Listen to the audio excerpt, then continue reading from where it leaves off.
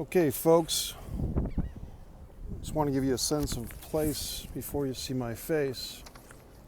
This is the Mike Messier Life Lessons podcast, video cast, wherever you're enjoying it. But if you're watching on YouTube, thanks to my buddy, psychic medium Angelo, and the Wrestling with the Future podcast family of shows, you'll be seeing my pretty face as the sun comes down.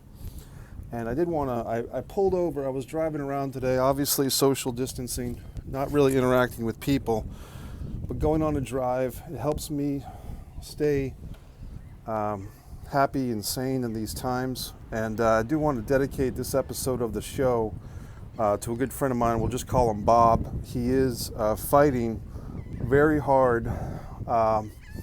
He's on the ventilator, folks, so if you are the praying type or the wishful type, put a shout out to my buddy because he's fighting this horrible virus. Now you might be hearing some birds in the background. Once again, I'll give you another view of this wonderful scenery. You see some birds and so forth. I'm going to settle into this gazebo. I was hoping to find a view where you could see me and the ocean at the same time. So maybe I'll stand here for a minute. But this very special episode, number 3, moving. Mike Messier, Life Lessons Moving.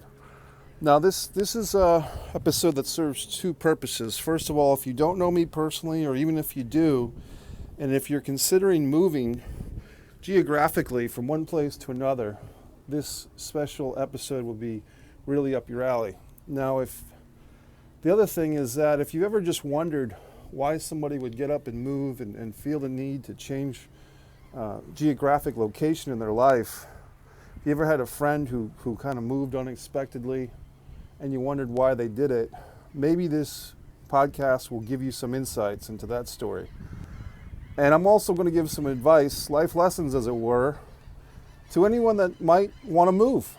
If you're thinking that you'd like to move and you don't know how to get started, or even if you already have gotten started, some tricks, some hard-earned experiences that I picked up on my destination and journey, you might apply to yourself. Now, you might be wondering, well, Mike, where'd you move to and where'd you move from? I left Rhode Island. The official move was October 2019, so about 6 months ago. And I'm in Jacksonville, Florida. Now at this moment, I'm about an hour north of Jacksonville. I've gone on a little road trip for the day, and just seeing this beautiful area got me thinking that I wanted to do this life lessons before nightfall, as it were. Now it's almost 7 o'clock at night in April. We're past Easter, and the sun is still out. Had I still been in New England, or Rhode Island specifically, I'm guessing the sun would have been gone down for an hour at least. It would be very cold, it would be very chilly. I wouldn't be able to wear shorts and a t-shirt like I am now. And I'd be totally uncomfortable. In fact, a friend of mine in the Boston area, Peabody, told me that they're expecting even snow tonight. Snow past April in New England. So for me, probably a big part of the whole thing, if nothing else, was the weather. The New England weather is not something I ever really enjoyed. It's not something I signed up for.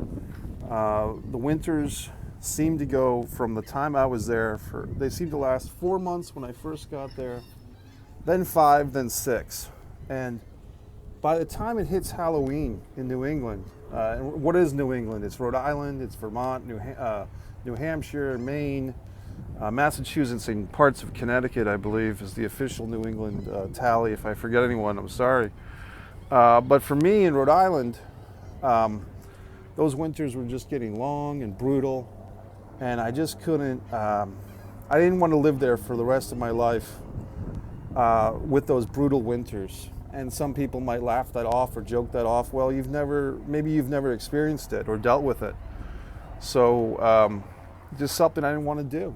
And it's something every winter, every time those months approached, I could feel myself and the depression would just seep in, and lack of energy and feeling that the day was over at 4:30.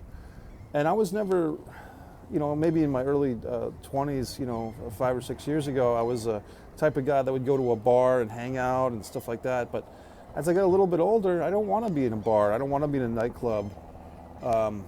So just thinking about it now gets me upset that I spent so much time in that weather condition. So now the question might be, you might be having, well, Mike, why'd you stick around? You know, why did you stay where you weren't happy for as long as you did? And the answer to that really is, I would say, and some might argue, that they were circumstances beyond my control, namely family members that were entrenched into Rhode Island, that it would be difficult for me to leave in good conscience. So I stuck around.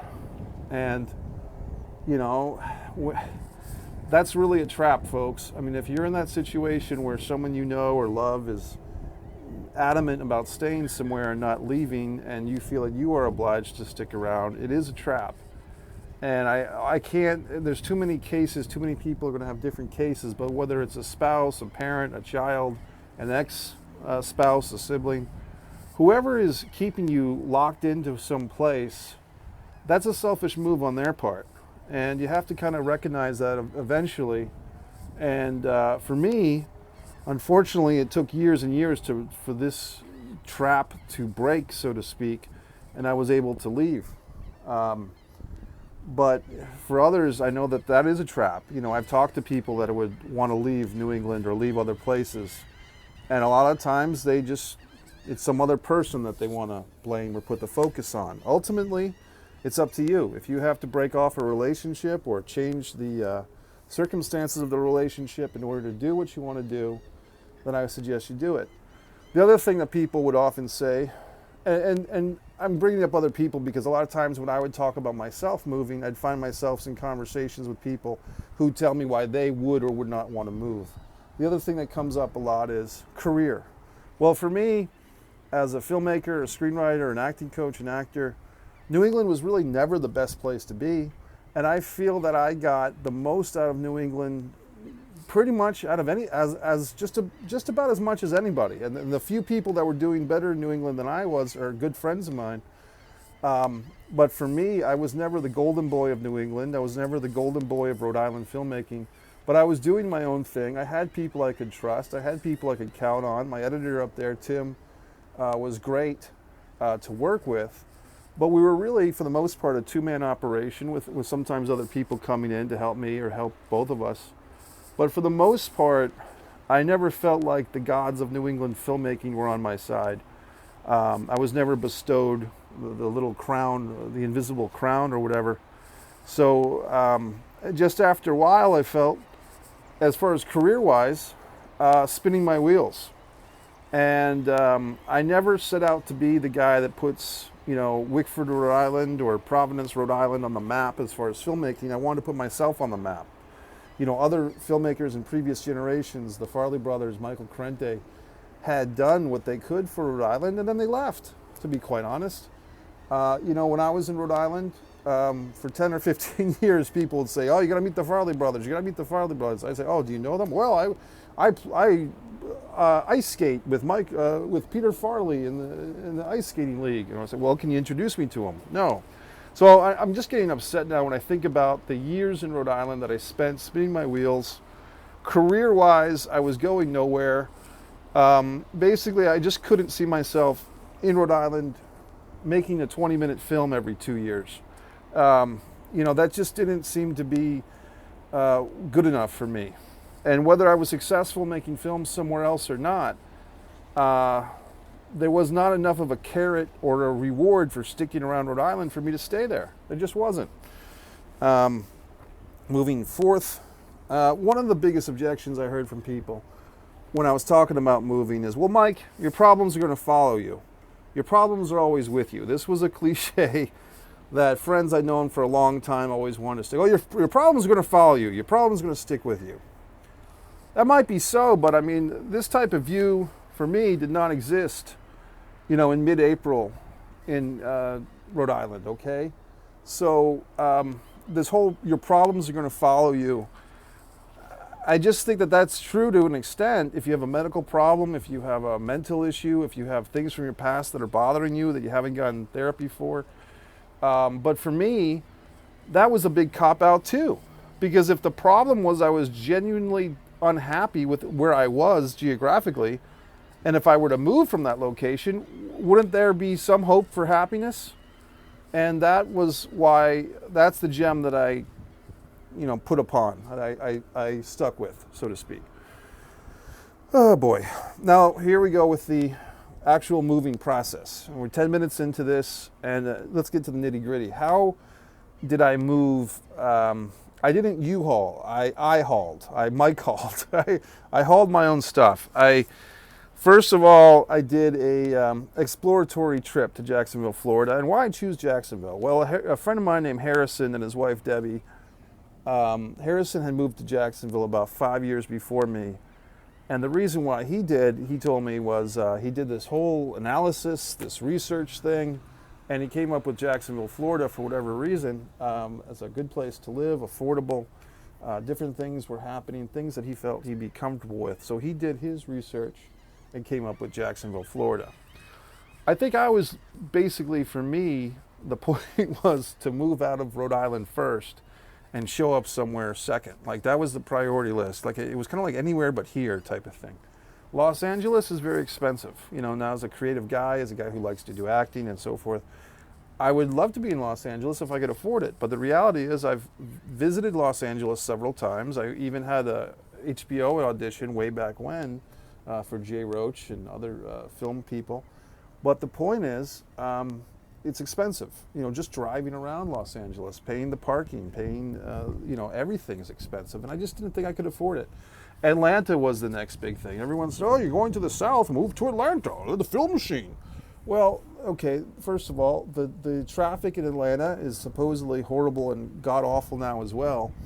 And then there's no beach in Atlanta. Now, I like the water. I like the beach. One thing I inherited, I guess, from my mom was a love of the beach and the ocean. And that's one thing about Rhode Island I did like, was some of the beaches. So I wanted to be in a place with a beach, and there is no beach in Atlanta.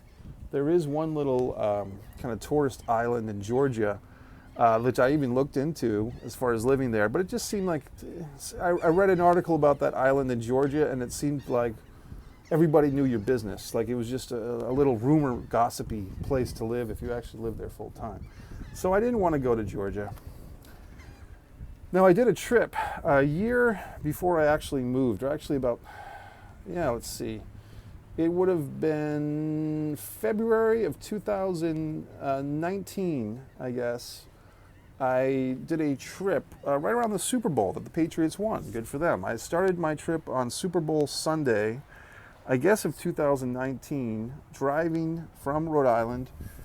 Drove to Maryland to a buddy of mine, Jason, let me stay there for a few nights.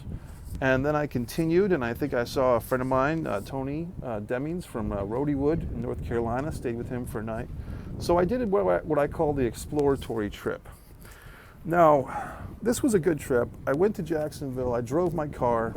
This was a year before I decided to actually move. I did an exploratory trip. Now, even on the exploratory trip, my thought process was, I'm pretty much leaning towards moving to this place regardless, as long as it doesn't totally suck.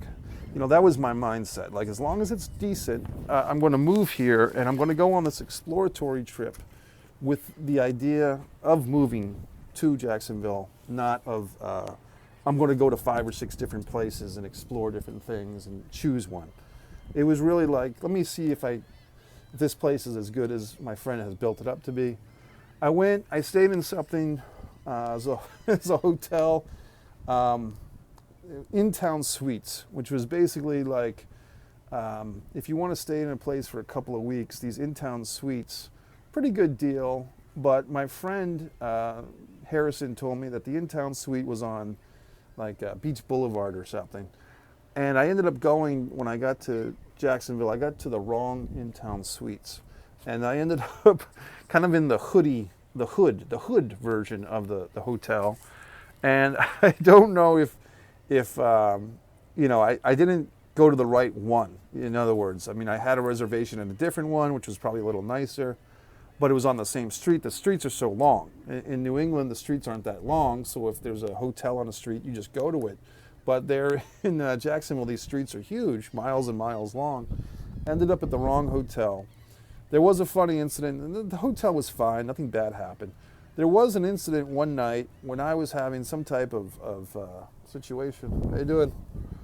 When I basically fell asleep, and I remember waking up to the sound of a banging door in my hotel room.